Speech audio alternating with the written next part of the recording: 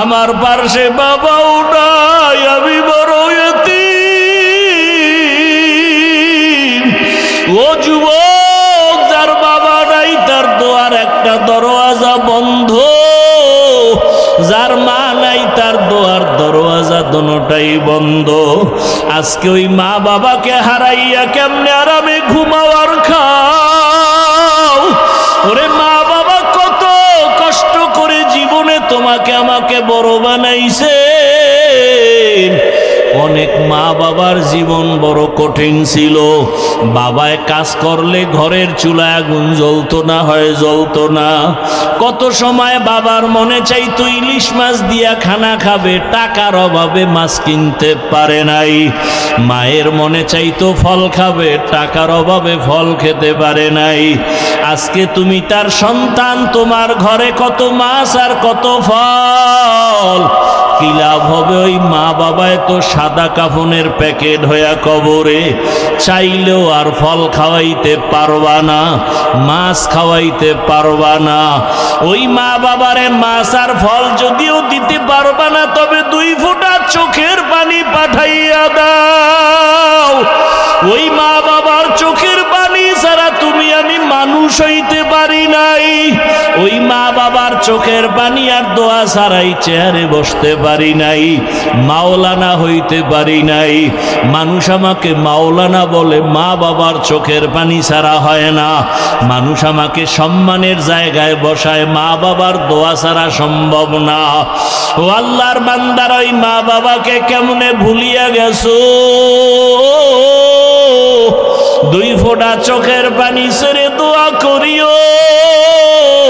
ওরে গুনার কারণে দিলটা পাথর, চোখে পানিও নাই।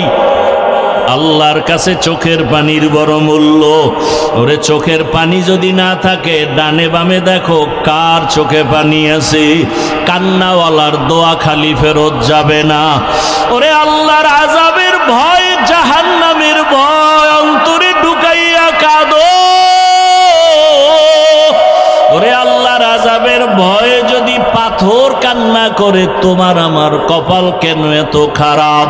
আল্লাহ তাআলা বলেন, সুম্মা কাসাত কুলুবুকুম মিন বাদি যালিকা ফাহিয়া কাল হিজারাতি আও আশাদ্দু কাসওয়া ওয়া ইন্না মিনাল হিজারাতি লামা ইয়াতাফাজ্জারু মিনহুল আনহার ওয়া ইন্না মিনহা লামা ইয়াশাক্কাকু ফায়াখরুজু মিনহুল মা ওয়া ইন্না মিনহা লামা ইয়াহবিতু মিন খাশিয়াতিল্লাহ ওয়া মাল্লাহু বিগাফিলিন আম্মা তা'মালুন। আল্লাহর কোরআন বলে, আল্লাহর আযাবের ভয়ে কিছু পাথর কান্না করে করে ঝর্ণা প্রবাহিত করেছে। তোমরা তাকায় দেখো, পাথর থেকে পানির ঝর্ণা। আল্লাহ কয় না, আল্লাহর ভয়ে পাথর কান্না করে। কিছু পাথর আল্লাহর ভয়ে টপ টপ করে কাঁদে, কিছু পাথর আল্লাহর ভয়ে ফেটে যায়। ও মানুষ, তোমার কলব কেন এত দুর্বল? ওরে জাহান্নামের ভয়ে তোমার চোখে কেন পানি নাই? ওরে জাহান্নামের ভয়ে যদি রহমতের নবীও কাঁদেন। আল্লাহর নবী বলেন, আমি রাতের বেলা হুজরায় ঘুমাইলাম, পার্শ্বেই তো মসজিদে নববী। হঠাৎ ঘুমের মধ্যে শুনি কান্নার আওয়াজ, আমার ঘুম ভেঙ্গে গেল। নজর করে দেখি এই গভীর রাতে কে কান্না করে। আমি বের হইয়া তাকাইয়া দেখি সাধারণ কেউ না, জান্নাতি 1 নম্বরের সাহাবী আবু বকর নামাজে দাঁড়ায়া দাঁড়ায়া কান্না করতেছেন। আমি নবী অপেক্ষা করলাম, নামাজ শেষে আবু বকর বের হইলেন। জিজ্ঞাসা করলাম, ও আবু বকর, আপনি নামাজে দাঁড়ায়া কাঁদলেন কেন? আবু বকর কান্না করে বলেন, ইয়া রাসূলুল্লাহ, আল্লাহর আদালতে কেমনে দাঁড়াইয়া জবাব দিব? হাসরের ভয়। নবীজি বলেন, আপনি তো জান্নাতের টিকিট পাইছেন, আবার ভয় কিসের? আবু বকর বলেন, ইয়া রাসূলুল্লাহ, আপনিই তো কিয়ামতের ময়দানের বয়ান করে কান্না করেছেন। আপনিই বলেছেন হাসরের মাঠে সব মানুষ উলঙ্গ দাঁড়াবে, কিয়ামতের ময়দানে সূর্যের গরমে মাথার মগজ ফেটে যাবে, জাহান্নামের আওয়াজে হাসরের ময়দানটা থরথর করে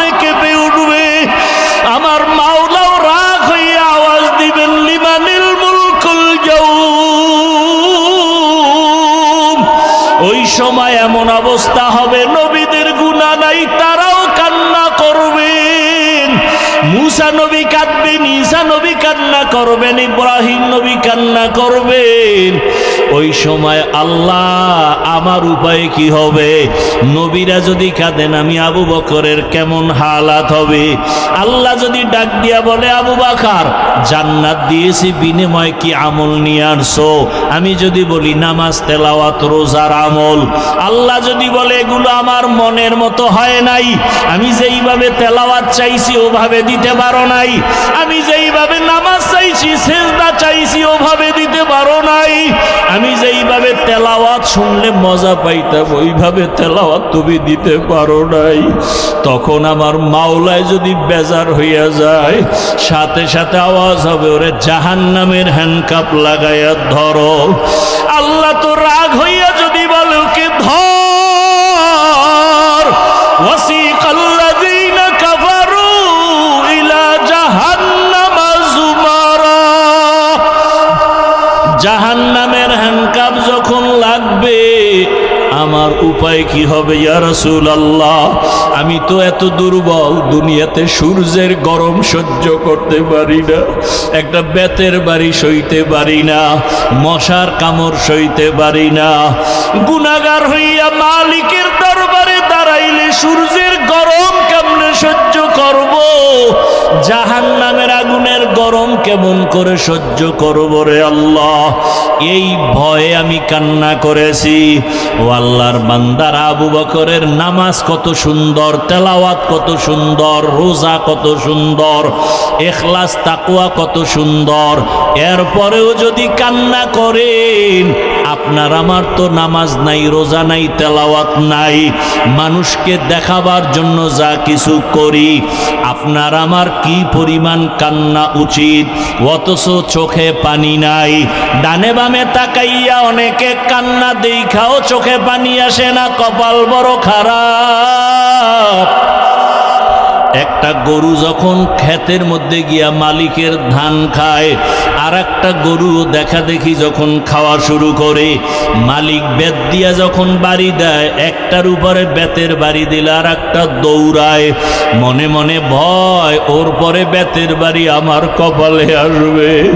ও আল্লাহর বান্দারা, জাহান্নামের ভয় ওরে তোমার আমার অন্তরে কেন ভয় নাই?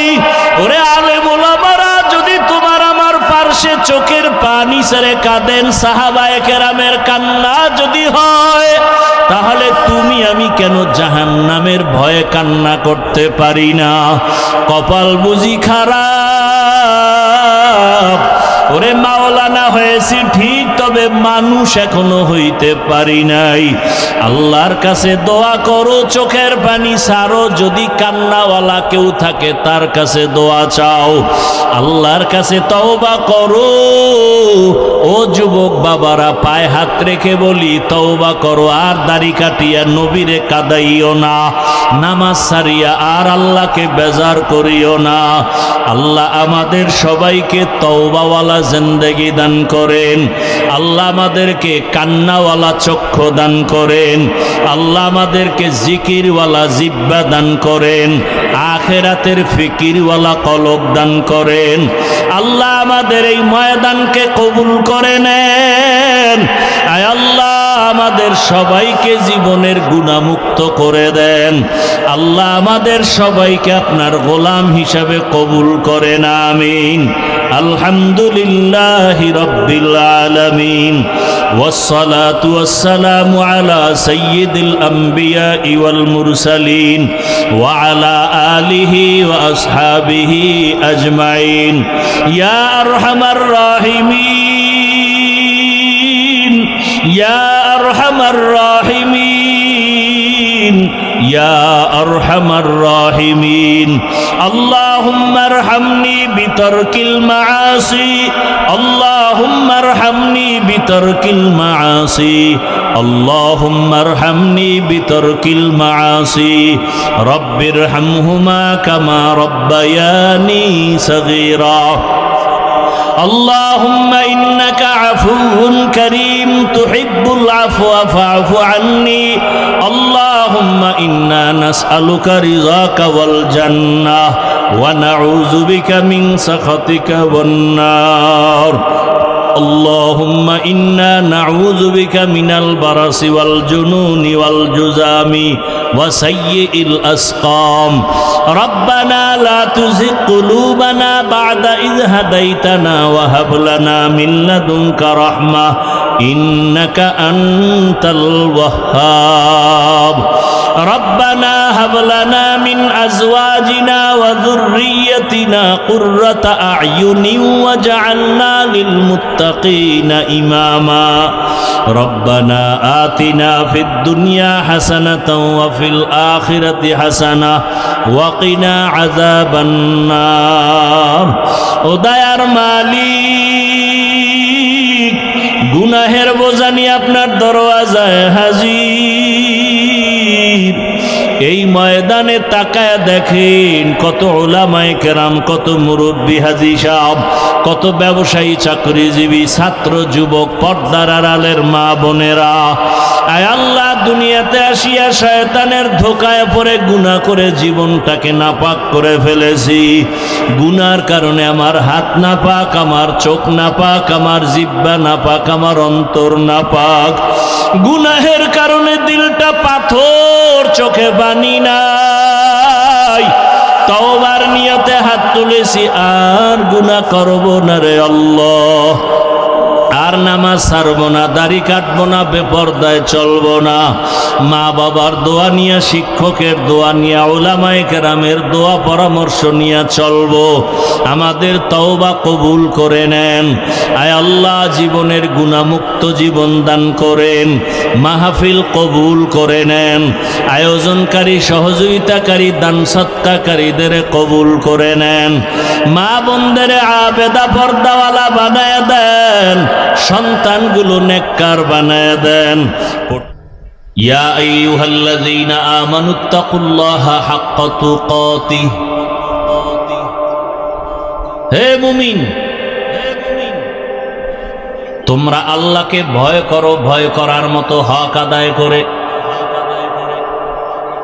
ওয়ালা তামুতুন্না ইল্লা ওয়া আনতুম মুসলিমুন।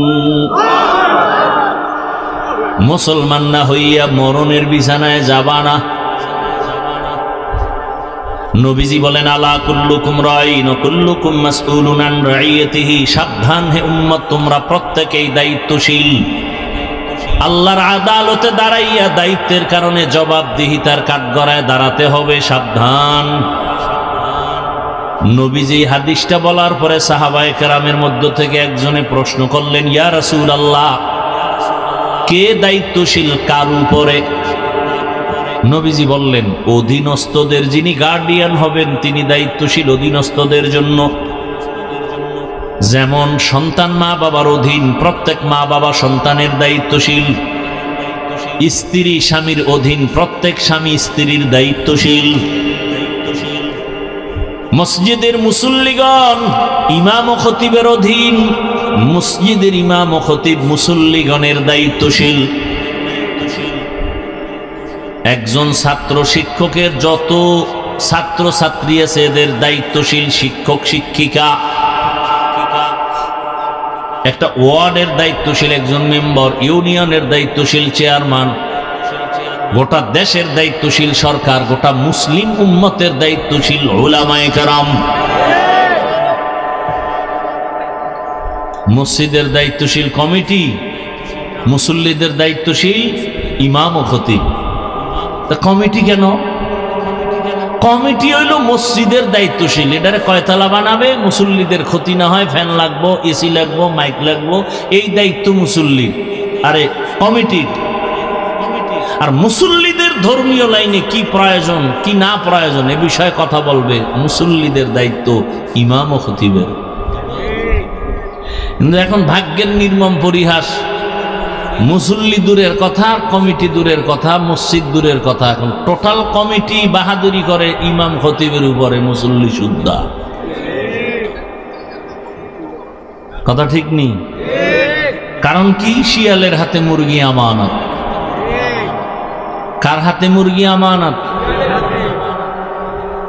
শিয়ালের কাছে মুরগি আমানত দিলে থাকবে? শিয়াল কয় দোয়া হোসাই মাফ হোসাই, মুরগি ফ্যাটের ভিতরে গিয়া কিমা হয়ে গেছে, এটার ফেরত দেওয়া যাবে না। তো শিয়ালের হাতে মুরগি আমানত রাখলে যা হয়, সুদখোর ঘুষখোর বেনামাজির হাতে মাদ্রাসা মসজিদের চাবি দিলে তাই হয়।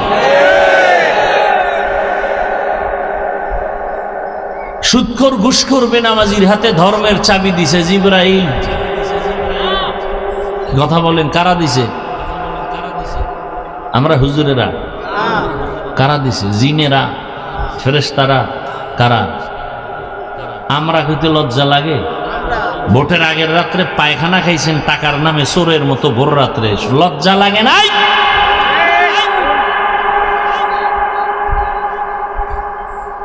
বাথরুমে গিয়ে 10 গ্রাম পায়খানা খাইও, এরপরে শরণখোলা বাজারে গিয়ে হালাল সাবান দিয়ে কুলি করবা, গন্ধ শেষ। আর ভোটের আগের রাত্রে যারা টাকা খাইছো চোরের মতো, গোপনে জাহান্নামের আগুন ছাড়া এ গন্ধ যাবে না, লিখে রাখো।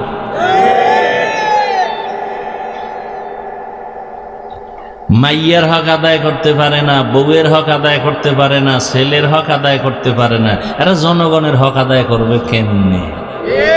এত সোজা? দিল্লি বহুত দূর হে। জিন্দগি মে বন্দগি তু করনা হে, जिंदगी में बंदगी तू करना है, जिंदगी बे बंदगी शर्मिंदा है, जिंदगी बे बंदगी शर्मिंदा है। यहाँ हम सब मुसाफिर दिल ना लगा,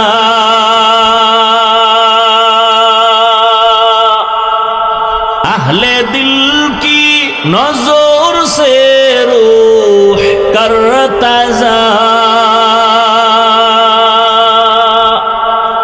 शाह दौलत सब फकीर गर नेक नहीं, शाह दौलत सब फकीर गर नेक नहीं, जिंदगी में बंदगी तू करना है, जिंदगी में बंदगी शर्मिंदा है, जिंदगी बे बंदगी शर्मिंदा है, जिंदगी में बंदगी कुन बंदगी, बंदगी बे जिंदगी शर्मिंदगी।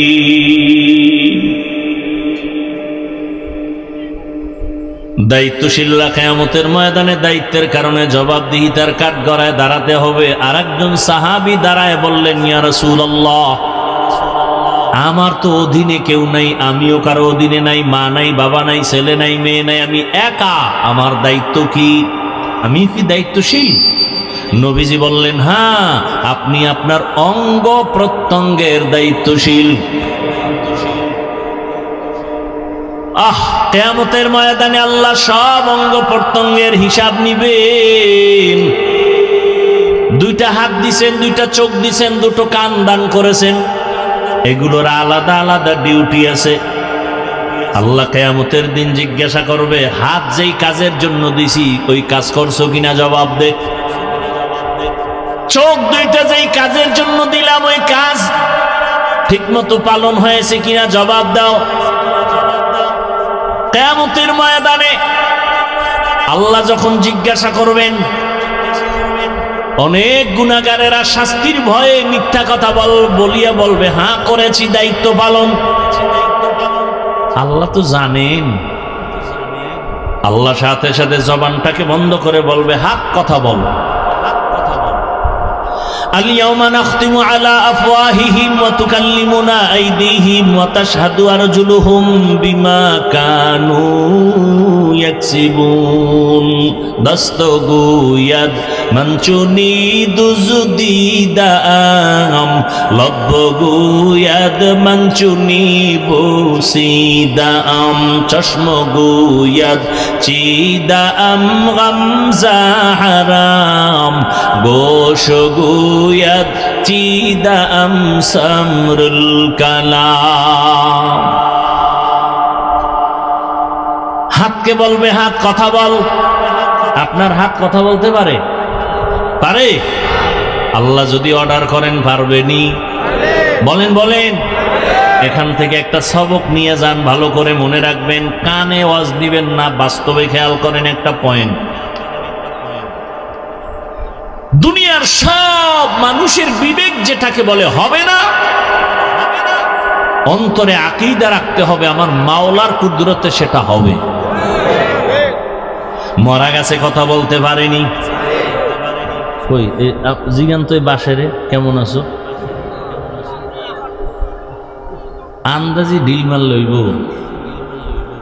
মরা গাছে কথা বলতে পারে না, এটাই সত্য, এটাই বাস্তব। কিন্তু মুমিনের আকীদা হলো আল্লাহ যদি কুদরতের ক্ষমতা দেয়, বলেন রহমতের নবী মরা খেজুর গাছের সাথে ট্যাক লাগাইয়া খুতবা পড়েন, হঠাৎ করে চেঞ্জ হয়ে গেল না নতুন একটা মিম্বর বানাবো, এটা বাত বুখারীর ইবারাত। খেজুর গাছ মানুষে যেমন কান্না করে এমন কান্নার আওয়াজ। নবীজি এসে জিজ্ঞাসা করলেন, এই খেজুর গাছ কাঁদো কেন, কি চাও? আমি নবী দোয়া করি তুই তাজা হয়ে যা, খেজুর আসবে উম্মতেরা খাবে। না না, তো কাঁদো কেন? আপনার বিরহের বেদনা। কি চাও? খেজুর গাছ বলে, নবীজি আমাকে এখন জানাজা পড়াবেন এবং এখানে দাফন করবেন, কিয়ামতের দিন আমি আপনার সাথে জান্নাতে থাকব। উস্তুনে হান্নানা আজ হাজরে রসুল নালামি জাদ হামচুয়ার বাবুল। মরা গাছে কথা বলতে পারে না, এটাই সত্য, তবে আল্লাহর কুদরতে পারে। পারে না? পারে না? নদীর মধ্যে পানি নাই, অনেক বছর নদী শুকনা, অনেক বছর ধরে নদী শুকনা, পানি নাই। এলাকার লোকজন গেল, ওই যুগের একজন বড় বড় থেকে বড় আল্লাহর প্রিয় বান্দা ওলিয়ে কামেল হযরত, আমগো এলাকার নদী বহু বছর ধরে শুকনা, পানি নেই, কি করি, পানির অভাব। বুঝেন? কিন্তু হযরত একটা চিঠি লিখলেন। চিঠি লিখে বলে, যাও চিঠিটা নদীর মধ্যে ফেলে দাও। চিঠির ভিতরে কি লেখছেন তিনি জানেন আর আল্লাহ জানেন। চিঠিটা নিয়ে অনেক বছরের শুকনা নদীর মধ্যে যখন ফেলে দিয়েছেন, সাথে সাথে পানির জোয়ার শুরু হয়ে গেছে। সুবহানাল্লাহ বলছেন নি সবাই? নাউজুবিল্লাহ বলারও কিন্তু মানুষ আছে এই জমিনে। মাথা গরম হয়ে গেছে, গাঞ্জাখুরি কথা। নদীর মধ্যে পানি নাই, চিঠি লেখা পাঠায় দিছে, চিঠি ছাড়ার পরে পানি আসছে, এটা গাঞ্জাখুরি কথা। কে কইল এই কথা? এই কাম কে ঘটাইলো? তো একজনে তামসা কইরা তামাশা কইরা কয়, ঘটনাটা ঘটাইছে দেওবন্দের এক হুজুর, কয় কাফের। না না না না না, দেওবন্দের হুজুর না, কে? তাবলিগের এক মুরব্বী, কয় ডবল কাফের। না না না, তাবলিগেরও না, তোকে চরমনাইয়ের একজন বড় হুজুর, কয় ট্রিপল কাফের। না না, চরমনাইরও না। তো তো কে ঘটাইছে? বেটারে খুঁজো, খুঁজতে গিয়া ধাক্কা দিয়া দেখে, দরজা খুলে দেখে এই ঘটনা চরমনাই ঘটায় নাই, উজানি ঘটায় নাই, এ ঘটনা তাবলিগলারা ঘটায় নাই, এ ঘটনা কোনো পীর ঘটায় নাই, এ ঘটনা দেওবন্দের কোনো মৌলবী ঘটায় নাই। এই ঘটনা যিনি ঘটাইছেন রহমতের নবীর হাতে গড়া সাহাবী হযরত ওমর। কে ঘটাইছে? এইবার কি কইবা কাফের? হ্যাঁ, যদি কেউ বলে ওমর খারাপ, আমি বলি তোর 14 গোষ্ঠী খারাপ। তবে ওমরেরও উল্টা বলার মতো বাঙালি টুপিওয়ালায় আমাকে সোনার বাংলায় আছে। এবার বুঝেন কেমন কপাল ভরা জমিনে আসছি যে ওমরের মতো ব্যক্তিকে বেদাতি ভণ্ড বলার মতো লোক এই বাংলাদেশে আছে। কোন দেশে আছেন চিন্তা করেন। যারা বলে ওমর বেদাতি, ওর 14 গোষ্ঠী ভণ্ড। আল্লাহ হেদায়াত দান করুন। তাহলে যেটা হবে না বিবেক বলে অসম্ভব, ওটা আমার রবের কুদরতে, কাদের কুদরত দারি বর কামাল, আন্তা রব্বি আন্তা হাসবি যুল জালাল, তুহি কাদের জলিলুল্লাহ জাহাদার, বহর হালে তুহি মেরা নিগাহদার। খারাপ লাগতেছে আপনাদের? মিয়া শুনলাম গতকালকে মুষলধারে বৃষ্টি এলাকায়। হ্যাঁ, কল্পনা করা যায় অজৈব।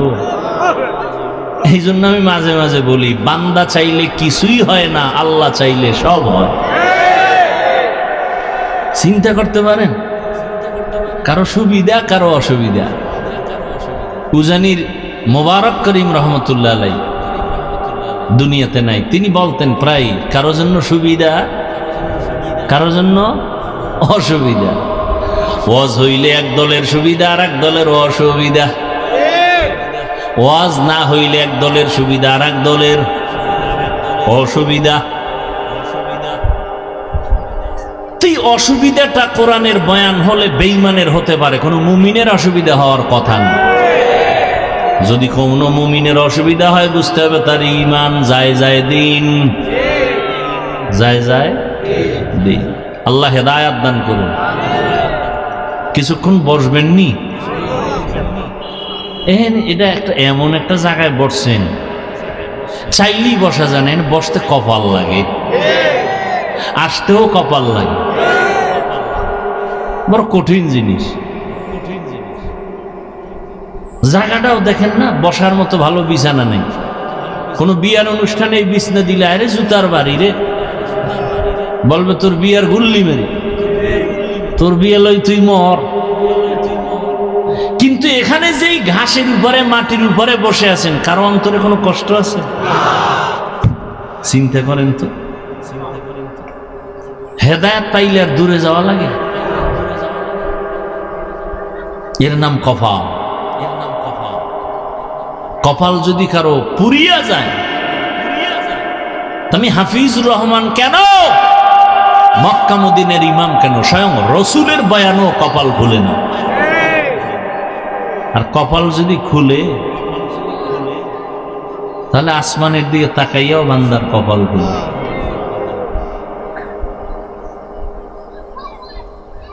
যেই রসুলের চেহারা দেখলে জাহান্নামের আগুন হারাম, কেমন নবী আমার!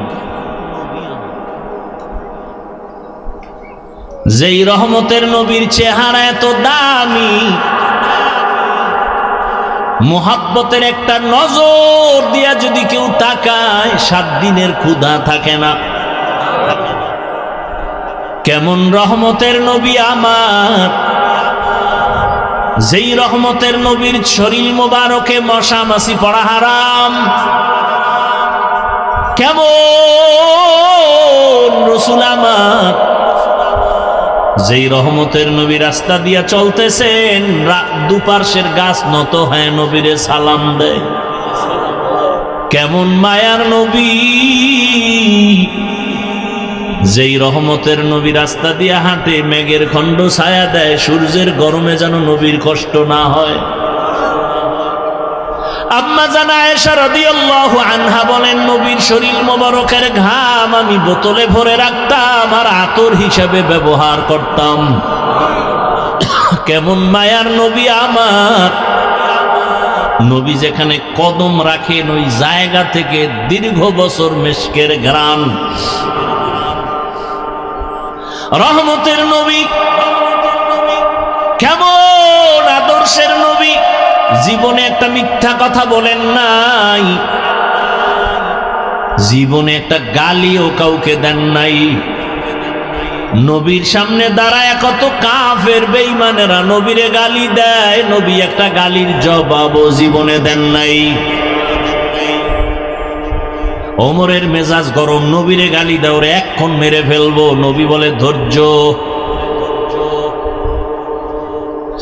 আবু বকর রাগ হয়ে গেছে, নবীরে গালি দেয়, সহ্য করা যায় না। রহমতের নবী ইশারা করলেন, আবু বকর ধৈর্য ধারণ করেন। সব গালির জবাব দেওয়া লাগে না, নিজে চুপ থাকলে আসমান থেকে জবাব আসবে, আর আসমানের বিচার বড় ভয়ঙ্কর হবে। চুপ থাকো, ধৈর্য ধারণ করো, আল্লাহর উপরে ভরসা করো। বিচারটা যদি আসমান থেকে হয়, ওর গোষ্ঠী শুদ্ধ ধ্বংস হয়ে যাবে। আসমানের বিচার যদি চাও, তাহলে নিজের হাতে ক্ষমতা নিও না, বিচার নিও না, ছেড়ে দাও। অনেকে ধৈর্য ধারণ করতে পারি না। আমার ইয়ে বলছে, ওরে সাইজ করে ফেলাবো না। তুমি কাউকে ধাক্কা দিলে তোমারও একটু ধরতে হবে। ধৈর্য ধারণ করে আসমানে ছাইরা দাও, দেখবা বিচারটা কেমন হয়। ফট করে দেখবা যে হইরে গিয়ে ওর পাও শেষ। কি রে, তোর গোষ্ঠী শুদ্ধ যা কামাই করছো বাড়ি বেশ। পাও ঠিক না হইতে দেখবা ওর বউর কিডনি শেষ। আল্লাহ পারে না? পারে না? নিজের হাতে বিচার না নিয়া মালিকের হাতে ছেড়ে দাও। মাওলার বিচার যে কত কঠিন, দেখেন না? দেখেন না? রহমতের নবী কোনদিন একটা গালির জবাবও দেন নাই। কেমন মায়ার নবী আমার! নবী যদি একটু চোখ দুইটা গরম করে তাকায়, সাথে সাথে আগুনে পুড়ে শেষ হয়ে যাবে। কিন্তু নবী 63 বছর হায়াতে কোনোদিন চোখ গরম করে কারো দিকে তাকান নাই। ওই নবীর উম্মত আমরা। এই নবীরে দেখলে কলিজা ঠান্ডা হয়। এই নবীকে এক নজর দেখার জন্য গর্তের সাপ অপেক্ষায় আছে, গর্তের পিপিলিকা অপেক্ষা করে রহমতের নবীকে একবার দেখবে। নবীর একা আসে খেজুরের বাগানে পানি দেয়, হঠাৎ করে কানে আওয়াজ দিছে, নবী নাই নাই। উহুদের ময়দানে রহমতের নবী শহীদ। খেজুরের বাগানওয়ালা আশেক বালতি ফালাইয়া আসমানে তাকা একটা চিৎকার দিছে, আল্লাহ দুইটা চক্ষু রিজার্ভ রাখছি, শুধু নবী দেখব। নবী যদি না থাকে আমার অন্ধ বানায় দাও, এই চোখ দিয়ে আর কাউকে দেখবো না, নবী ছাড়া। নবী ছাড়া আর কাউকে দেখবো না, তুমি আমার অন্ধ বানায় দাও। এই চক্ষু দিয়ে নবীরে যদি দেখতে না পাই, ওই চোখ আমার প্রয়োজন নাই রে মালিক। ওই নবীরে দেখলে কলিজা ঠান্ডা, কিন্তু কপাল যদি ফুইরা যায় উপায় কি? এক নজর দুই নজর না, একবার দুইবার না, 1 মাস 2 মাস না, টানা 13 বছর নবীজিরে দেখলো, বয়ান শুনলো, কালেমা পড়লো না। এমন কোন বেঈমানের নাম জানেননি? কে? এর নাম কফা। 13 বছর বয়ান শুই নাও, কালেমা কপালে আসে না, এর নাম কপাল। অন্যদিকে তাকাইয়া দেখো 27 বছরের যুবক, কয় বছর, তরবারি নিয়ে দৌড়ায় নবীজিরে জবাই করবে। নবীজির সামনে যাইয়া চেহারাটা দেখা তরবারি ফালায় বলে, নবী মাফ করে দেন, কালেমার রশি গলায় লাগায় দেন। এর নাম কপাল। 13 বছর বয়ান শুনে কালেমা পড়ে না, আর রসুলকে জবাই করতে যাইয়া কালেমা পড়ে মুসলমান। এই কপালওয়ালাকে বলো কে? সেই ওমর, জানিয়ে রাখো। এটা কোন থানা? মোরেলগঞ্জের মানুষ, ভালো করে মনে রাখবা। 13 বছর নবীরে দেখলো, বয়ান শুনলো, কালেমা তো পড়েই না। হাতের মুষ্টির মধ্যে পাথর নিয়ে কয়, এই ভাতিজা বলো আমার হাতে কি? কেন? বলতে পারলে পুরস্কার। কি পুরস্কার? বলে কালেমা পড়মু। নবী বলে, তোমার হাতে কি আছে? আমি বলতে পারি না। কেন পারো না? বলে, আমি গাইবের মালিক না। তবে নবী বললেন, হাতের মুষ্টিতে কি আছে একটু আওয়াজ দাও। সাথে সাথে পাথরগুলো কালেমায় শাহাদাতের আওয়াজ দিল। আবু জাহিল্লা পাথরগুলো মাটির মধ্যে ফেলে কয়, তুমি জাদুকর। এর নাম কপাল। এর নাম কি? আর ওমরের মতো বান্দা দৌড়ায় আমার নবীকে জবাই করবে। সেই ওমর নবীর চেহারা দেখে এমন আকৃষ্ট হয়ে গেল, 5 মিনিটের মধ্যে কালেমা পড়ছে। নবীকে, হাতটা আমার হাতে লাগাও। রহমতের নবীর হাতে লাগাইছে তো পাওয়ার হাস থেকে এমন ভাবে নূরের আলো ওমরের কলবের মধ্যে গিয়ে আঘাত করেছে। ওমর এমন পাওয়ারওয়ালা হয়ে গেছে, তরবারি নিয়ে দাঁড়ায় বলে, এই মক্কার মুশরিকেরা আয়, মুহাম্মদের বিরুদ্ধে যদি কথা বলতে চাও আমার তরবারি যথেষ্ট, মুহাম্মদের প্রয়োজন হবে না। এমন পাওয়ার আল্লাহ দান করেছেন। এখন ওমর যেই পথে চলে, শয়তান দেখলে পলায়া যায়, ওমর দেখলে আর আসে না। কেমন পাওয়ার!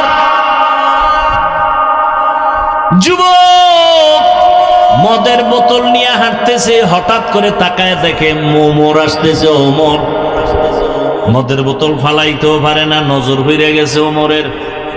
আর ওমরের তো মেজাজ গরম, কথার আগে তরবারি রেডি, মাইরেই ফেলাইবে আজকে মদ পাইলে। যুবক গোপনে আসমানের তাকে একটা ডাক দিছে, আল্লাহ মইরা গেল আর মদ পান করবো না, ওমরের থেকে বাঁচাও। ওমর সামনে একাই, যুবক বোতল দে। ও দেয় না, ভয়ে কাঁপতেছে, কয় কাঁপিস না, দে। যুবক তো অন্তর দিয়া মাওলারে ডাইকা তওবার নিয়ত করে ফেলছে।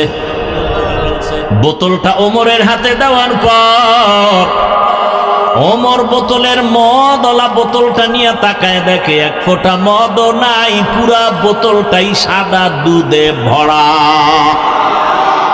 হরকেদারত খৌফে হকদার দিল মাদাম জান্নাতুল মাওয়া দেহদ রাম কাম জুজবা হকচি জে মখাজ ইনসো জা ফজলে উ আমস্তে দরজুম লা জাহা।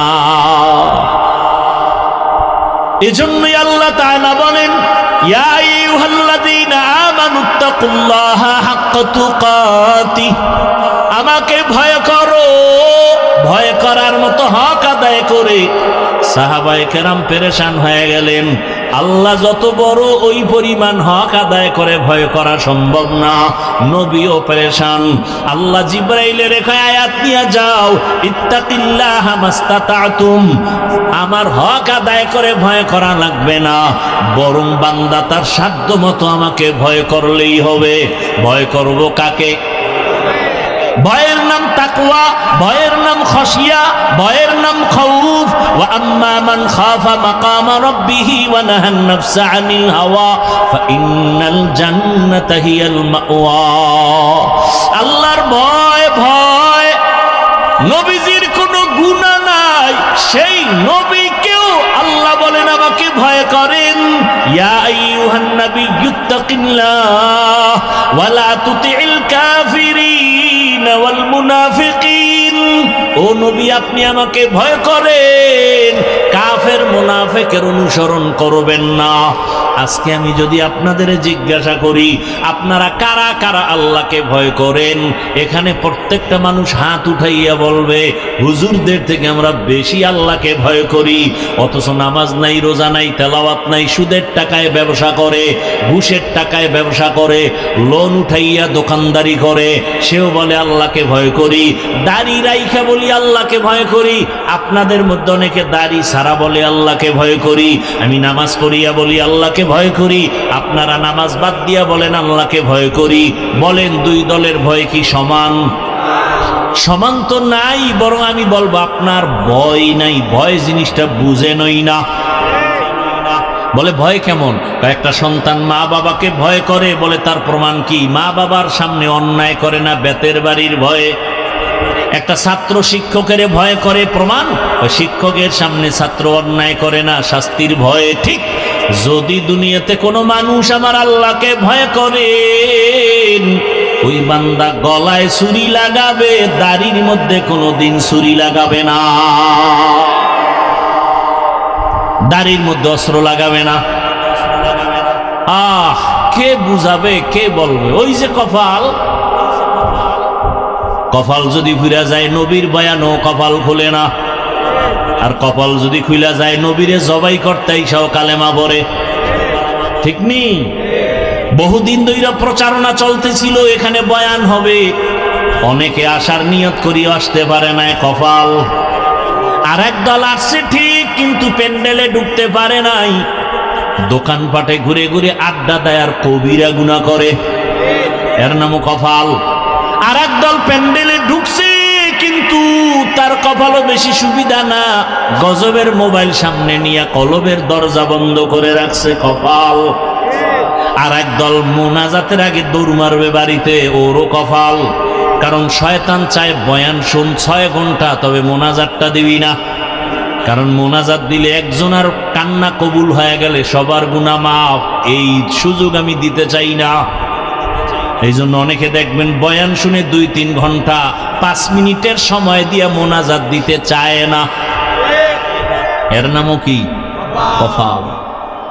হ্যাঁ, হেদায়াত বড় কঠিন জিনিস। মাই ইয়াহদিল্লাহু ফাহুয়াল মুহতাদ ওয়া মাই ইউদ্লিল ফালান তাজিদ লাহু ওয়ালিয়্যাম মুরশিদা।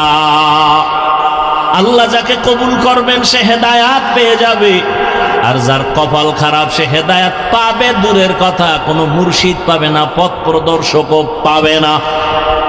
হেদায়াত বড় কঠিন জিনিস। আমি বক্তা হইছি, হেদায়াত পাইছি না। হেদায়াত বড় কঠিন জিনিস।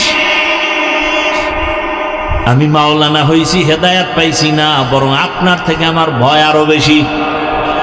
আপনারে শয়তান ধোকা দেয় একটায়, আমারে দেয় 1000টায়। আপনি পইরা গেলে টেনশন নাই, আমি যদি রাস্তা থেকে লাইনচ্যুত হয়ে যাই টেনশন। ইমামে আজম আবু হানিফা রাহমাতুল্লাহি আলাইহি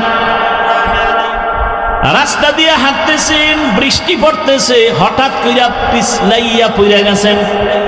না না, ইমামে আজম আবু হানিফা হাঁটতেছেন, দেখে একটা বাচ্চা রাস্তার পাশে হাঁটে, বাচ্চাটা পইরা গেছে। ইমামে আজম হাত দিয়া ধরলেন, ধইরা উঠাচ্ছেন। বাচ্চাকে, এই আবু হানিফা, আমারে বাঁচাবার চিন্তা বাদ দিয়া নিজের হেফাজত করেন, আমি পইরা গেলে টেনশন নাই, কিন্তু আবু হানিফা যদি পইরা যায় জাতি লাইনচ্যুত হয়ে যাবে। উম্মতেরা পড়ে গেলে ভয় কি, কিন্তু একজন আলেম যদি লাইনচ্যুত হয়ে যায় উম্মত কোথায় যাবে? এই উম্মত আর নবী পাবে না, সাহাবা পাবে না, এই উম্মত উলামায়ে কেরামদের দিয়াই দিনের পথে চলবে। সেই আলেম যদি আজকে ঠিক মতো পর্দা না করে, মাওলানা দাবি করে, মুফতি দাবি করে, যদি সুন্নতের আমল না করে, ওই আলেমের অবস্থা যদি এত খারাপ হয়, উম্মতের অবস্থা কত খারাপ হবে। বড় কঠিন হালাতে আমরা জীবন চালাইতেছি। বড় দুঃখ। ওলামায়ে কেরামদের কে বলবে, কে বলবে? ও টুপিওয়ালা ওলামায়ে কেরাম লাফাইতেছ, কোন দিকে লাফাইতেছ, কোন দিকে দৌড়াইতেছ? হিসাব কইরা দৌড় দিও। শাইখুল হাদিস আল্লামা আজিজুল হক রাহমাতুল্লাহ আলাইহি তো কম দৌড়ায় নাই, মুফতি ফজলুল হক আমিনী রাহমাতুল্লাহ আলাইহি তো কম দৌড়ায় নাই। শুনো, চরমনার সৈয়দ ফজলুল করিম রাহমাতুল্লাহ আলাইহি তো কম দৌড়ায় নাই। হিসাব কইরা দৌড়াইও। শাইখুল হাদিস সাহেব দৌড়াইতে দৌড়াইতে কবরে গেলেন, কি পাইল? হিসাব মিলাও। মুফতি ফজলুল হক আমিনী রহমাতুল্লাহ আলাইহি দৌড়াইয়া দৌড়াইয়া জীবন শেষ, কবরে গেলেন, ফলাফল কি পাইল? হিসাব মিলাও। দৌড় দেওয়ার আগে চিন্তা করবা, আমার বাবায় দৌড়াইয়া কি পাইছে, আমি কি পামু? সাবধান, খুব সতর্ক। হ্যাঁ, উলামায়ে কেরাম তুমি দৌড়াবা কেন? তোমার পিছনে গোটা উম্মত দৌড়াবে, গোটা উম্মত তোমার দিকে দৌড়াবে। কোথায় পাবো আল্লাহওয়ালা? কোথায় পাবো শাইখুল হাদিস? কোথায় পাবো আল্লাহর প্রিয় বান্দা? ওখানেই আমরা যাব। উম্মতেরা উলামায়ে কেরামের পেছনে দৌড়াবে। উলামায়ে কেরাম কোনো বেনামাজি সুদখোরের পেছনে দৌড়াতে পারে না, ঘুষখোরের পেছনে দৌড়াতে পারে না। হ্যাঁ, আল্লাহ হেদায়েতের দৌলত আমাদের দান করেন। উলামায়ে আহলে হক যারা আছেন, আমাদের মুরব্বী, সবাইকে আল্লাহ এক ও নেক বানায় দেন। ও আল্লাহর বান্দারা, গত কয়েকদিন আগে দেখছেন চরমনাই ইসলামী আন্দোলন, জামাত ইসলামী, খেলাফত মজলিস, খেলাফত আন্দোলন সব এক মাঠে এক স্টেজে কথা বলেন।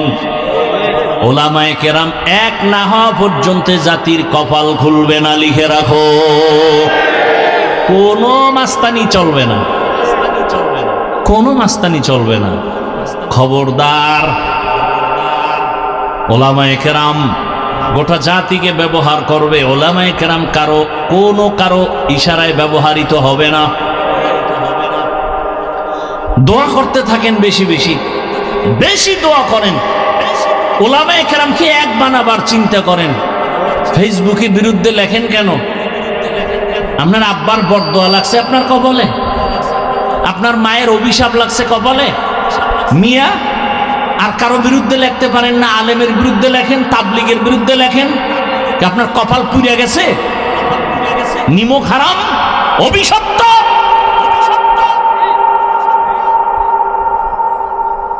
আর কোনো কাম পাও না? তোমার এই কাম নিজে আলেমের বিরুদ্ধে তুমি বলবার লেখবা, এটা তোমার কাম। তোমার কপালে আল্লাহর লানত।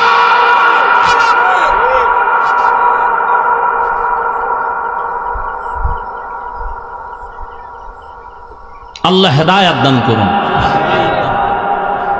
সবগুলো মা বাবার অভিশপ্ত সন্তান। মা বাবার অভিশাপ না লাগলে কোনো সন্তান আলেমের পিছনে লাগে না।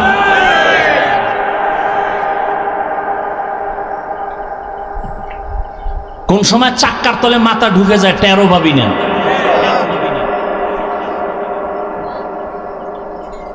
আল্লাহ হেদায়েত দান করুন। ইয়া আইয়ুহাল্লাযীনা আমানুত্তাকুল্লাহা হাক্কা তুকাতিহি ওয়া লা তামুতুন্না ইল্লা ওয়া আনতুম মুসলিমুন। দ্বিতীয় আল্লাহ কর্মসূচি বললেন, মুসলমান না হইয়া কেউ মরণ বরণ করবা না। কথাটা মুমিনকে বলছেন, কোনো বেঈমানকে বলেন নাই। বড় কঠিন কথা, আমার ব্যাখ্যা দেওয়ার সময় নাই। এখানে আমরা যারা সবাই তো মুমিন, সবাই তো মুসলমান। আল্লাহ আবার কেন বললেন ও মুমিন, মুসলমান না হইয়া মরবা না? তার মানে এখনো বুঝি মুসলমান হইতে পারি নাই। এখানে অনেক ব্যাখ্যা আছে। আল্লাহ কেন মুমিনকে বললেন মুসলমান না হইয়া মরিও না? আর এক আয়াতে আল্লাহ বলেন, ইয়া আইয়ুহাল্লাযীনা আমানু দুখুলু ফিস সিলমি কাফা। ও মুমিন, ইসলামের মধ্যে পরিপূর্ণ ঢুকে যাও। আর এক আয়াতে আল্লাহ আরো স্পষ্ট করে বলেন, ইয়া আইয়ুহাল্লাযীনা আমানু আমিনু বিল্লাহি ওয়া রাসূলি, ও মুমিন আল্লাহর উপরে রাসূলের উপর ঈমান আনো। আরে আল্লাহর উপরে রাসূলের উপর ঈমান আনার কারণেই তো মুমিন। আবার কেন বলেন আল্লাহর উপরে রাসূলের উপর ঈমান আনো? এখানে অনেক কথা, এক কথায় ভাইরা, মুসলমান না হইয়া মরিও না কথার অর্থ হলো গুনাহ নিয়ে কবরের দেশে যাইও না। মুসলমান কাকে বলে? মুসলমান মুসলিম থেকে মুসলমান, মুসলিম ইসলাম থেকে মুসলিম। ইসলাম অর্থ কি? আল ইসলাম গরদান নেহাদান বতাআত, বিনয়ের সাথে আল্লাহর হুকুমের সামনে নিজেকে বিলীন করে দেওয়ার নাম, আত্মসমর্পণ করে দেওয়ার নাম ইসলাম। যে ব্যক্তি আত্মসমর্পণ করে তার নাম মুসলিম। বিনয়ের সাথে ঠেকায় বইরা না, অনেকে ঠেকায় বইরা নামাজ পড়ে। ওই কোরবানি আসতেছে, অনেকে কোরবানি দিবে ঠেকায় বইরা, না দিলে মানুষে কি বলবে, এটা হবে না।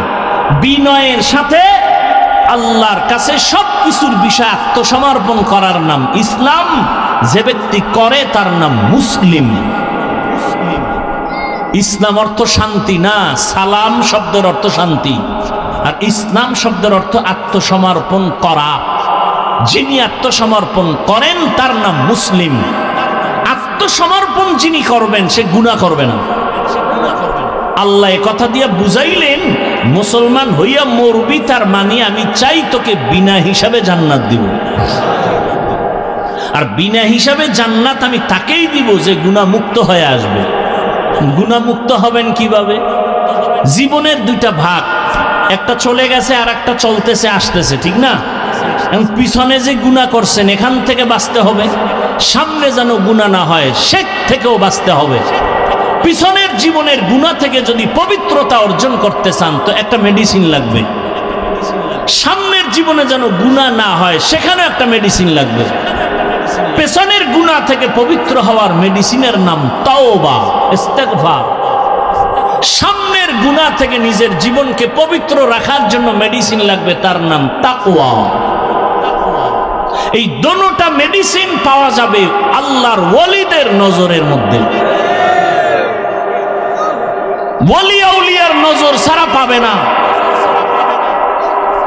ওয়ালি আউলিয়া ছাড়া মানুষ জান্নাতের পথের ঠিকানা পাবে না। এজন্যই তো সারা বাংলাদেশে আমি চ্যালেঞ্জ করে বলি, যারা বলে আমরা ওলি আউলিয়া মানি না, আমি বলি সে কোরআন হাদিস মানে না, বুখারী শরীফও মানে না, কোরআনও মানে না।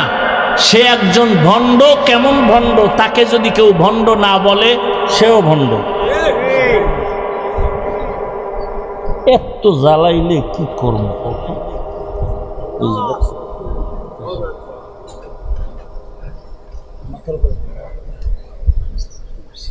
মরাডারে মারো কেন, লড়ে কেন? হ্যাঁ, কষ্ট পাইতেছেন, রাগ করতেছেন, রাগ করে যাইবেন কই? চাইরোদিকে ফিডা রেডি, কোন দিকে দৌড় দিবেন? সাগর, কুয়াকাটার যাই সাগর। আর 3 দিকে দৌড় দিবেন মোহতারাম মোদি সাহেব বসে আছেন বেত নিয়ে, কই যাইবেন? ফিডা কারে কয়? রেডি থাকেন।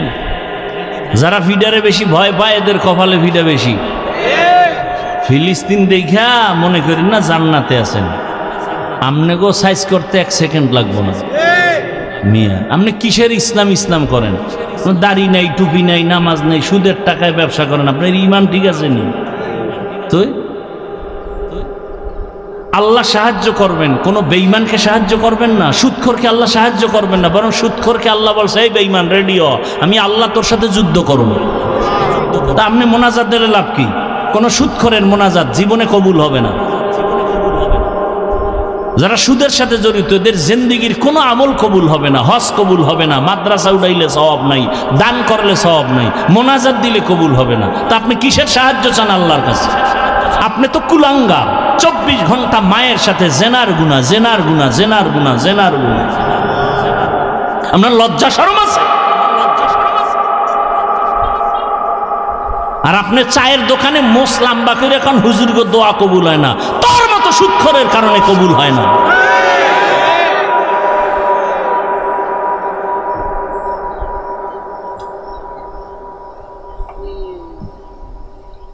আল্লাহ সুদখোরকে সাহায্য করবেন না তো, বরং দুই দল আল্লাহর বড় দুশ্মন। কয় দল? এক দলের কথা কোরআনে, আর এক দলের কথা বুখারীতে। কোরআনে বর্ণিত দল সুদখোরের দল, আর বুখারী শরীফে যেই দলের কথা আছে আল্লাহর বড় দুশ্মন, ওলিয়া উলিয়ার যারা দুশ্মন এরা। বুখারী শরীফ খুলো। এই জন্য সারা বাংলাদেশে আমি চ্যালেঞ্জ দিয়ে বলি, যারা ওলিয়া উলিয়া মানে না, এরা কোরআন মানে না, বুখারী মানে না, এরা আল্লাহর এত বড় দুশ্মন, এদেরকে যারা ভণ্ড বলে না তারাও আমি বলি তারাও ভণ্ড। আল্লাহ হেদায়াত দান করুন।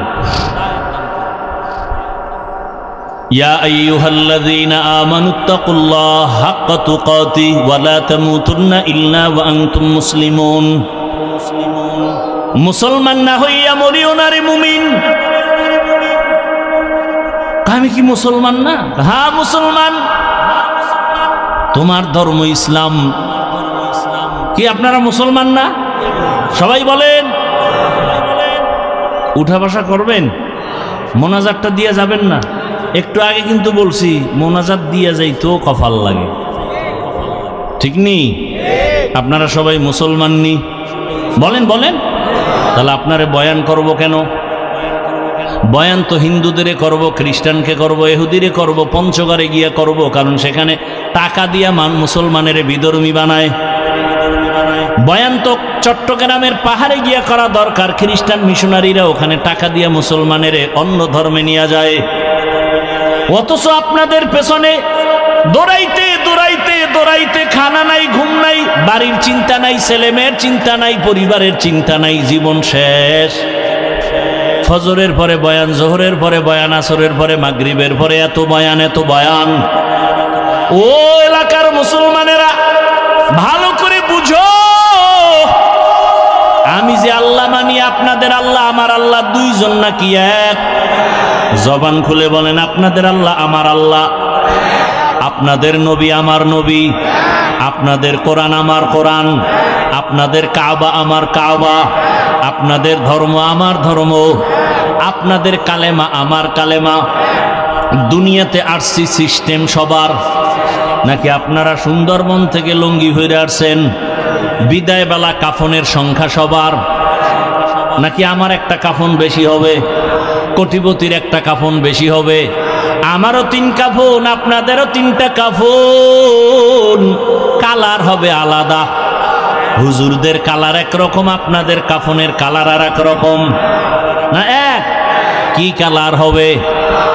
ওহ, কাফনের কালারও এক, কবরের সাইজও। আপনাদের এলাকার কবর 1 হাত বড়, সব এক। কবরে রাখার পরে প্রশ্ন হবে কয়টা? তাও কি? রবের পরিচয় দাও, ধর্মের পরিচয় দাও, রহমাতুল লিল আলামিনের পরিচয় দাও। ওরে কাফনের উপরে লেখা থাকবে বড় হুজুরের লাশ। হ্যাঁ, এত বাহাদুরি কই? আজকে আমি বক্তা যতই ভাব দেখাই না কেন, আপনি ক্ষমতার বাহাদুরি দেখান না কেন, কাফনের মধ্যে যেদিন ঢুকবেন ওদিন সব বাহাদুরি বন্ধ হয়ে যাবে। কে ধনী, কে গরিব, কে আলেম, কে মূর্খ, কে ইমাম, কে মুক্তাদি, কে ডাক্তার, কে রুগী, কাফনে ঢুকলে সব এক হয়ে যাবে। কোন লাশ দেখে বোঝা যাবে না এটা হুজুরের লাশ, এটা ডাক্তারের লাশ, এটা রুগীর লাশ। কাফনে ঢোকার পর সব এক হয়ে যাবে। আপনার আল্লাহ আমার আল্লাহ এক, নবী এক, কোরআন এক, কাবা এক, ধর্ম এক, কালেমা এক। তাহলে আপনার আমার লেবাস পোশাক কেন আলাদা হবে? পোশাকটাও তো এক হওয়া দরকার। ও বাবা, আপনার এত বয়ান করা লাগবে কেন? অথচ আপনার পেছনে সময় দিতে দিতে পুরা বছর শেষ হয়ে গেল, বৃষ্টি নাই রৌদ্র নাই, দৌড়াচ্ছি। শুধু আমি একা, হাজার হাজার ওলামায়ে কেরাম তাবলিগলারা দৌড়ায়, পীর মাশায়েখরা দৌড়ায়, জুমার মসজিদের খতিব সাহেবের বয়ান। এত মেহনতের পরেও কেন নামাজ পড়েন না, কেন রোজা রাখেন না? কি ভাবছেন আমরা হুজুরেরা বুঝি ভুল পথে আছি? হে যুবক বাবারা বলো, যদি বলো হ্যাঁ ভুল পথে আছি, একটা ভুল কোরআন থেকে বের করে দাও, এখন আমি দাড়ি কেটে ফেলবো, নামাজ বন্ধ, আল্লাহর বিরুদ্ধে রাস্তায় নেমে যাব। পারবা? আমার আল্লাহর কোরআনে ভুল বের করতে পারবানি? তুমি কেন? তোমার থেকে বড় বড় বড় বড় পণ্ডিতেরা ভুল বের করতে গিয়া ব্যর্থ হইয়া কালেমা পড়েছে, ঠিক নি? ও আল্লাহর বান্দারা, তাহলে বলো, আমরা যদি ভুলে না থাকি, তোমরা যদি থাকো, তোমাদের কোনো গালি নাই, কোনো ঝগড়া নাই, বরং বিনয়ের সাথে পাও দুটা গায়ে দাও। আমি তোমার পায়ে হাত রেখে বলবো, তাড়াতাড়ি নবীর তরিকার মালা গলায় লাগাও। কয়দিন আর বাহাদুরি করবা? চোখের সামনে লাশ আর লাশ, গাড়ির নিচে যুবকের লাশ, পানির মধ্যে যুবকের লাশ, ঘুমের বিছানায় যুবকের লাশ। ও আল্লাহর বান্দারা, দুনিয়াটা কিছুই না। এই যে এতক্ষণ চিল্লাইয়া বয়ান শুনাইলাম, একবারও কিন্তু বলি নাই আমার মতো পাঁচকল্লি লাগাও। বলছি? একবারও বলি নাই আমি কওমি মাদ্রাসার সন্তান, তুমি কওমি মাদ্রাসায় যাও। আমি তাবলিগের লাইনের সন্তান, আমি পীরের মুরিদ, তুমিও তাবলিগে যাও, পীরের কাছে যাও। একবারও বলি নাই। বরং আমার কলিজার যুবক বাবাদের বলবো, তুমি স্কুলে পড়ো আলহামদুলিল্লাহ, কলেজে পড়ো আলহামদুলিল্লাহ, আলিয়ায় পড়ো আলহামদুলিল্লাহ, তুমি চাকরি করো আলহামদুলিল্লাহ, ব্যবসা করো আলহামদুলিল্লাহ। আমি তোমাকে একবারও বলবো না হুজুর হও, বরং আমি দোয়া করে যাচ্ছি, তুমি ডাক্তার হও, ইঞ্জিনিয়ার হও, প্রফেসর হও, একজন সাংবাদিক হও, ওসি ডিসিএসপি হও। তবে ছোট একটা দাবি আমার, বেয়াদব হইও না রে বাবা, বেয়াদব হইও না। বলবা হাফিজ ভাই ডাক্তার হব, ইঞ্জিনিয়ার হব, সুন্দর কথা, বেয়াদব হব না। তার কথার ব্যাখ্যা কি? ভালো করে শুনো। 3 জায়গায় বেয়াদবি করবা না, করলেই মরার আগে তুমি পঙ্গু। 1 নম্বরে মা বাবার সাথে বেয়াদবি করবা না, 2 শিক্ষকের সাথে বেয়াদবি করবা না, 3 কোন উলামায়ে কেরাম মুরব্বির সাথে বেয়াদবি করবা না। কারণ এই জায়গায় বসার জন্য, তোমার জীবন সফলতার জন্য এই 3 জায়গার দোয়া লাগবে। মা বাবার দোয়া যদি না থাকে, কোনোদিন সফলতা আসবে না। শিক্ষকের দোয়া যদি না থাকে, কোনোদিন লেখাপড়ায় বরকত হবে না। উলামায়ে কেরামের দোয়া নেক নজর না থাকলে আদর্শ সুন্দর হবে না রে বাবা। আল্লাহর কসম, ওই মা বাবার চোখের পানি না থাকলেই চেয়ারে বসতে পারতাম না। তবে মা বাবা চোখের পানি ছাড়িয়া দোয়া করিয়া এই সম্মানের জায়গায় নিছেন। তবে আমাকে বয়ান আমার বাবাই শিখায় নাই, আমার মা আমাকে বয়ান শিখায় নাই, বরং আমার ওস্তাদেরা ধরে ধরে ধরে ধরে আমাকে বয়ান শিখাইছেন, কথা বলা শিখাইছেন। আমার ওস্তাদরা ধীরে ধীরে সিগনেচার শিখাইছেন, আমাকে লেখা শিখাইছেন, পড়া শিখাইছেন। অতএব আমি হাফিজুর রহমান হইতে আমার মা বাবার পরে শিক্ষকের অবদান অনেক আছে না নাই? এরপরে আমি বয়ান তো করি রে বাবা, বয়ান তো কত বড় বড় ওলামায়ে কেরাম করেন, আমার তো ইলম নাই, কোনো আমলও নাই। কিন্তু বয়ানের ভেতরে যে সম্মান আল্লাহ দান করেছেন, এটা আল্লাহ ওয়ালাদের নেক নজর ছাড়া কখনো সম্ভব হয় না। আরে আল্লাহর বান্দা, গাছের মধ্যে তো আম থাকে অনেক, একটা গাছে 500-1000 আম থাকে, সব আম কিন্তু সমান মিষ্টি লাগে? কথা কও, মিষ্টি লাগে? সব আম যেমন মিষ্টিও লাগে না, কালারও সব একরকম হয় না। কারণ কি? কারণ তুমি খুঁজা বাইর করো, দেখবা আমের মধ্যে কালার দেয় সূর্যের আলো, আমের স্বাদ বাড়ায় চাঁদের আলো। এই জন্য দেখবা যেই আমের ভেতরে দিনের বেলা সূর্যের আলো বেশি লাগে, ওই আমটার কালার সুন্দর হয়ে যায়। আবার রাতের বেলা তাকাইয়া দেখবা চাঁদের আলো যে আমের উপরে বেশি পড়ে, ওই আমটার স্বাদ বড় ভালো। ভালো করিয়া শোনো বাবা, রাতের আলো চাঁদের, দিনের আলো সূর্যের, সূর্যের আলোতে কালার হয়, চাঁদের আলোতে মজা বাড়ে। ঠিক বান্দা তোমার জীবনে কলবের মধ্যে আলো লাগবে, আলো, নূরুন আলা নূর। তোমার কলবের ভেতরে আলো লাগাও, একটা হলো জাহিরি আলো আর একটা বাতিনি আলো লাগবে। জাহিরি আলো আল্লাহওয়ালাদের নেক নজর, আল্লাহওয়ালাদের নজর যার দিকে যত বেশি লাগবে তার কথার ভিতরে রুহানিয়তের কালার বেড়ে যাবে, তার কথার মধ্যে কালার বেড়ে যাবে, কথার রং ঢং আলাদা হবে। তবে মজা বাড়ানোর জন্য লাগবে মালিকের গোপন রাতের নজর। আমার মাওলা কুদরতের নজর দেওয়ার জন্য প্রতিদিন প্রথম আসমানে হাজির। আল্লাহ আসেননি রাতের বেলা, বলে না কেন? কোন রাত্রে আসেন? প্রতি রাত্রে আসেন না মাঝে মাঝে? প্রতি রাত্রে আসেন। কোন ভাগে, শুরু না শেষ? কিছু বান্দার থেকে নেওয়ার জন্য না দেওয়ার জন্য? আপনাদের লাগবে নি কিছু, তো ঘুমাইয়া থাকেন কেন রে বাবা? অতিও গভীর হয় রজনী যখন, নীরবে প্রভুর নাম জপিও তখন। প্রভুর করুণা যদি পাইবারে চাও, গভীর রাতে উঠে প্রভুর গুণগান গাও। ও আমার যুবক বাবারা, অতিও গভীর রাতে আমার মাওলা হাজির। ওই সময় যদি ঘুম থেকে ওইটা সেজদায় পড়ে আমার মালিকের ডাক দাও, আমার মালিকের কুদরতির নজর যখন লেগে যাবে। এতদিন তোমার কথায় রং ছিল, মজা কম ছিল, এখন দেখবা কথার মধ্যে বড় মজা, মানুষও মজা পায়, তোমারও মজা।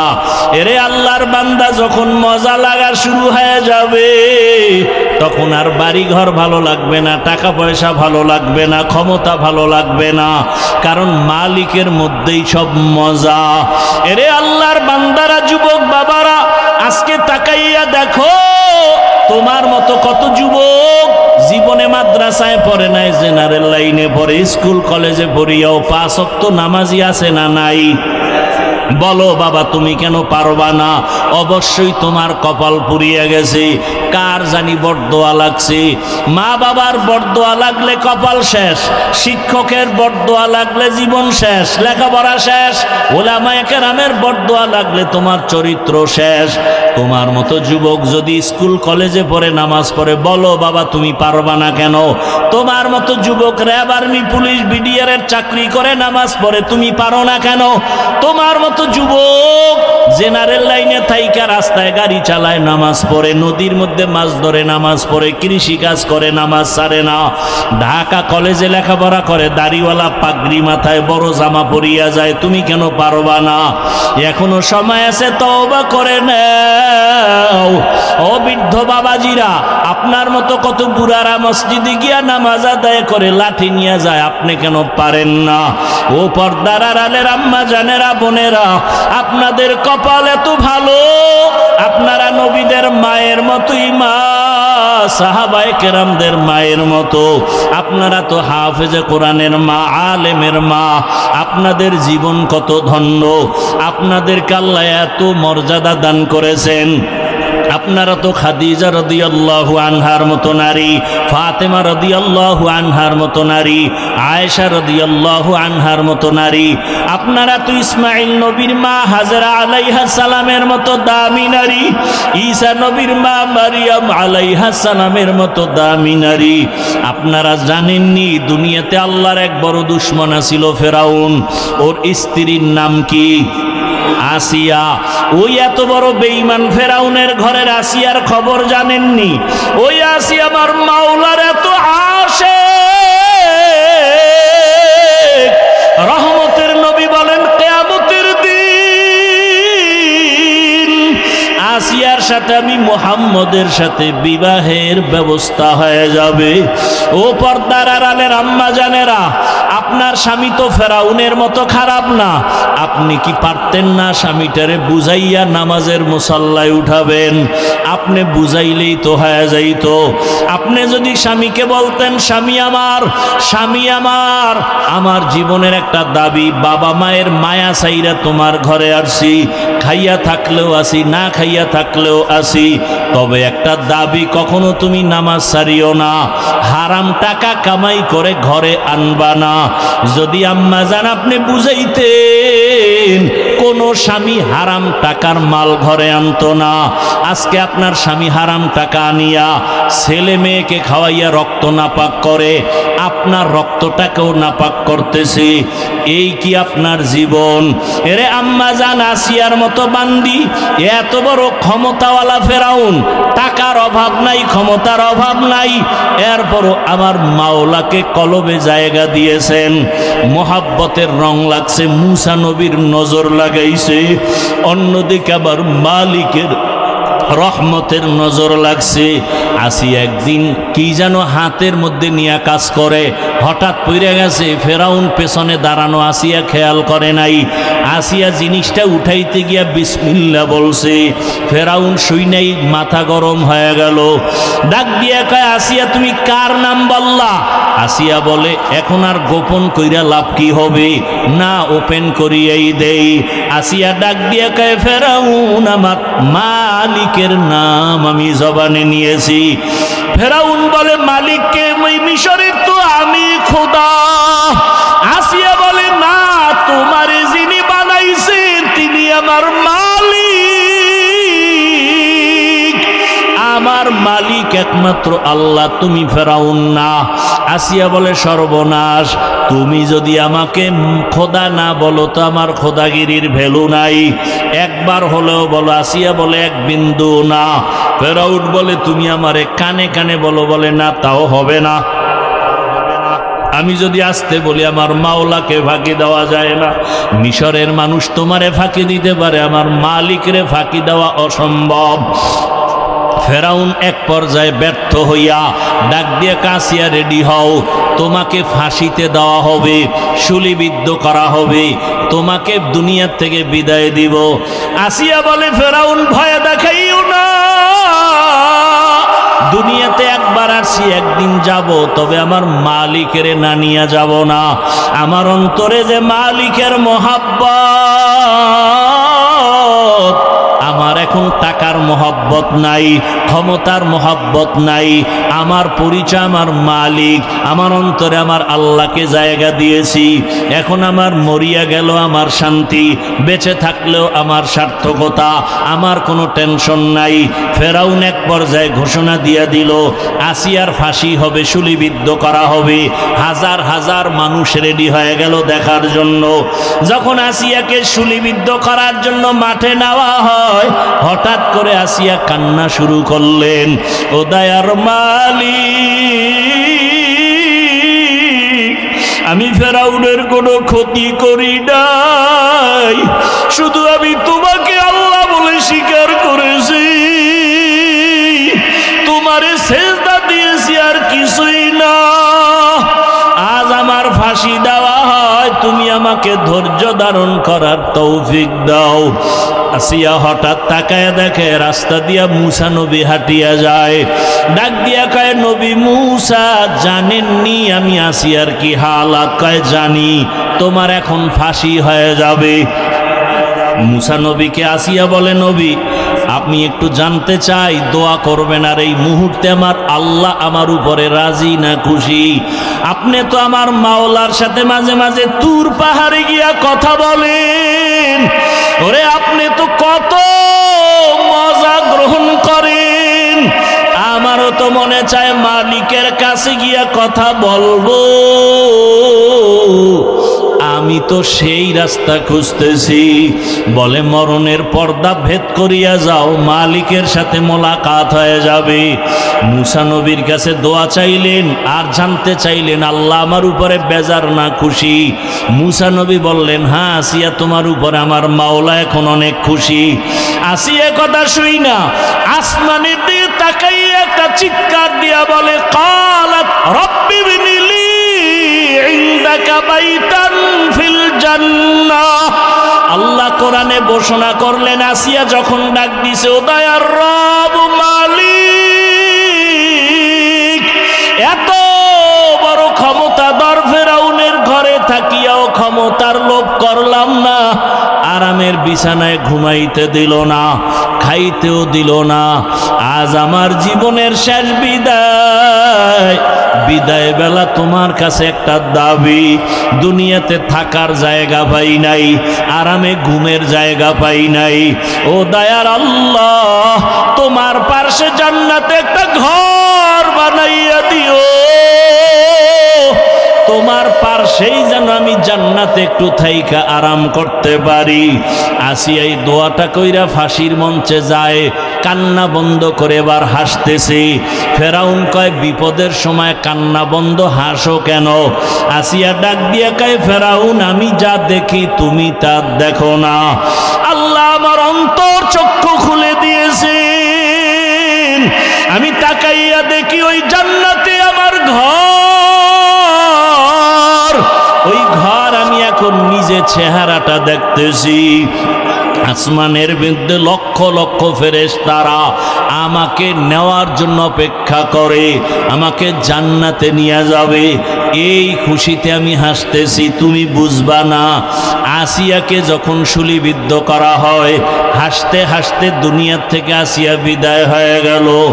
ও পর্দার আড়ালের আম্মা জানেরা, বোনেরা, আসিয়ার মতো বান্দি ফেরাউনের মতো বেঈমানের ঘরে থাইকা যদি আমার আল্লাহকে আপন বানায় নেয়, আপনি কেন পারবেন না? দুনিয়া দুনিয়া কইরা কই সাদা কাফন ছাড়া তো কবরে কিছুই নেওয়া যাবে না।